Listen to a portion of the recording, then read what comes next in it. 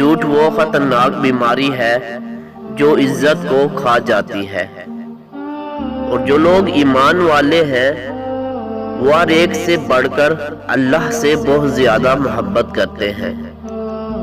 انسان جب اچھا سوچتا ہے تو اللہ خود ہی راستے بنا دیتا ہے اور مشکلیں آسان ہو جاتی ہیں۔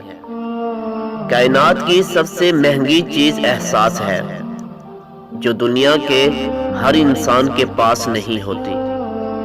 تو عقل سیکھنا ہے تو پرندوں سے سیکھو۔